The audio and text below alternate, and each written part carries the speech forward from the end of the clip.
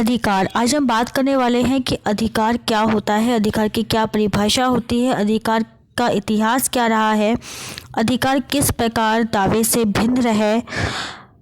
तो ये सब आज हम लोग बात करने वाले हैं अधिकार के बारे में। तो उससे पहले हम बात करेंगे कि अधिकार की संकल्पना कैसे आई, कहाँ से आई, क्या रहा इसका इतिहास।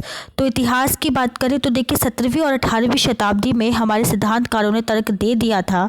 17वीं 18वीं शताब्दी में जब ये संकल्पना शुरू भी नहीं हुई थी अधिकारों वाली, तो उसी टाइम में ये शुरू हो गया था कि भाई हमें अधिकारों के बारे में पता होना चाहिए। तो मनुष्य ने इस पर ये वाली बात की गई थी कि मनुष्य जब जन्म लेता है तो वो अधिकारों के साथ ही जन्म लेता है।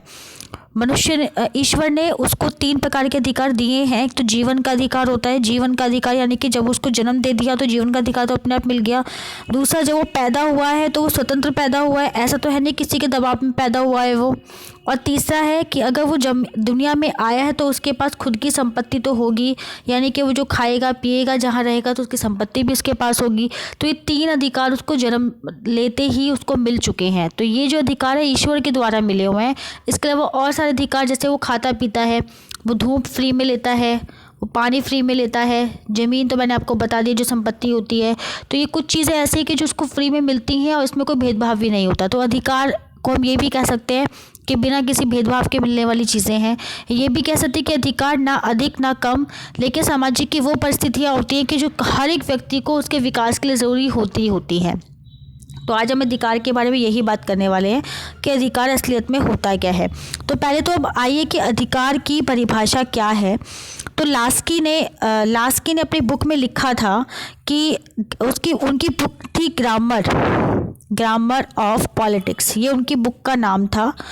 उसमें उन्होंने साफ साफ लिख दिया था कि अधिकार वास्तव में सामाजिक जीवन की वे परिस्थितियां हैं जिनके अनुपस्थिति में साधारणतः कोई भी मनुष्य अपना पूर्ण विकास नहीं कर सकता। तो समझ गए होंगे कि हमारे जो अधिकार, उनके बिना जीवन में कभी भी कोई भी अपना वास्तविक रूप से जो विकास है नहीं कर सकता। आप कह सकते हैं उनको विकास, लेकिन वो होता नहीं है। दूसरा, एक ऑस्टिन थे, उन्होंने भी कहा था, ऑस्टिन ने कहा था कि एक व्यक्ति की दूसरे व्यक्ति से बलपूर्वक कार्य कराने की क्षमता को अधिकार कहते हैं।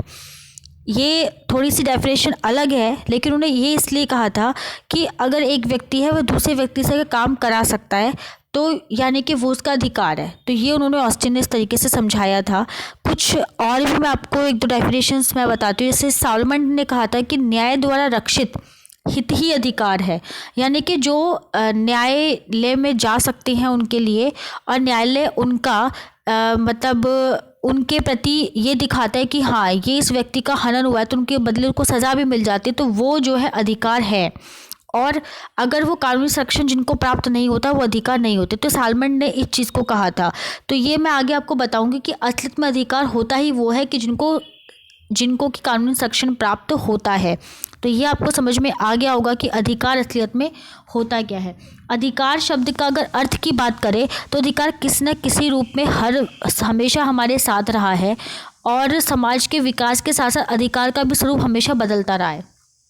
तो ये हमारा अधिकार होता है। अधिकार किस प्रकार दावे से अलग होता है ये मैं आपको बता दूं कि जो अधिकार होता है वो दावा नहीं होता।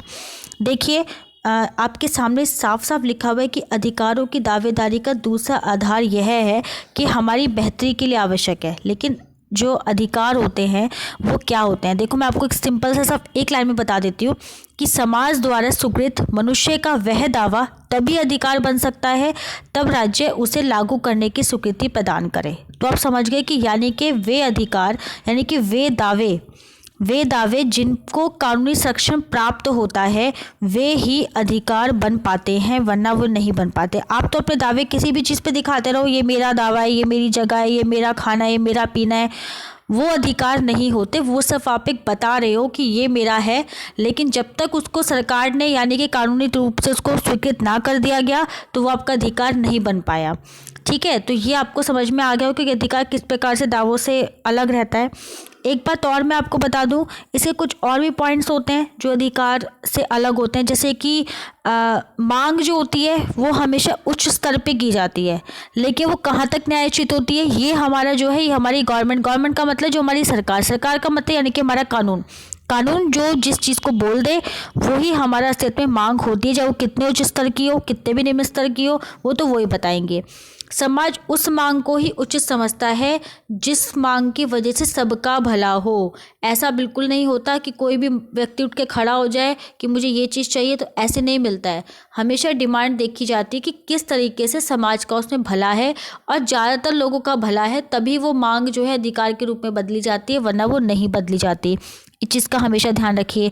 मैंने अभी आपको बता दिया था कि 17वीं 18वीं शताब्दी में सिद्धांतकारों ने ये दिया था कि अधिकारों का इतिहास क्या है, और कौन कौन से अधिकार थे वो भी बता दूं कि 3 प्रकार के प्राकृतिक अधिकार थे: जीवन का अधिकार, स्वतंत्रता का अधिकार और संपत्ति का अधिकार। तो आपको अधिकारों के 3 ही प्रकार हैं जो आपको पढ़ने हैं। असलियत में अधिकारों के 3 प्रकार से ज़्यादा अधिकार हैं जो आपको पढ़ने हैं, ठीक है। क्योंकि ये जो अब एक मैं आपको बता दूं कि मानवीय गरिमा के बारे में जो कांट ने कहा था, इसको बहुत ध्यान से देखिएगा।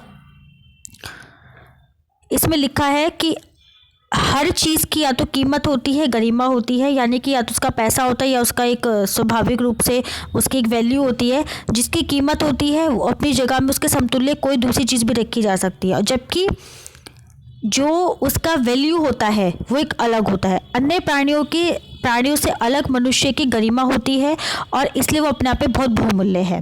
और उन्होंने ये चीज़ भी बोली थी कि लोगों के साथ गरिमा व बर्ताव करने का अर्थ होता है नैतिकता से पेश आना। और ये जो नैतिकता से जो पेश आना होता है ना, यही होता है कि दूसरे का ये निश्चित करना होता है कि हमें कभी भी अपने ही सिर्फ पर्सनल चीज़ों के बारे में नहीं सोचना चाहिए, यानी कि हम अपने ही निजी रूप में नहीं सोचना चाहिए, हमें दूसरों के बारे में भी उतना ही सोचना चाहिए। तभी यहाँ पर काम किया जा सकता है। जैसे कि एक और मैं आपको बता, जैसे कि ये प्राकृतिक संकट आता है, या फिर इसके अलावा जो महिलाएं होती हैं वो बीमार हो जाती हैं, या वो कोई भी बर्ताव जो झेलती हैं जो गलत होता है, तो इस वजह से हमारे अधिकारों की मांग उठती है।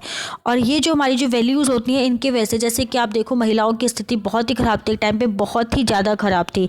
उन स्थिति को देखते हुए क्या फैसला लिया गया था कि महिलाओं को अधिकार मिलने चाहिए, और आज देखो महिलाओं को उसके अकॉर्डिंग अधिकार मिले भी हुए हैं, ठीक है। तो ये हमारे अधिकारों की कुछ कुछ चीज़ें होती हैं।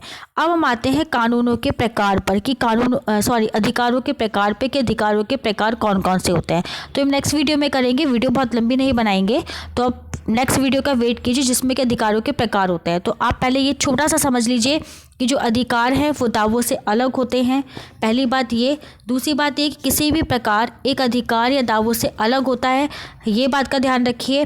फिर हम आते हैं नेक्स्ट वीडियो पे अधिकारों के प्रकार को लेकर। अधिकारों के 3 से 4 प्रकार होते हैं जो बहुत ही इंपॉर्टेंट होते हैं, ठीक है। Okay, thank you so much.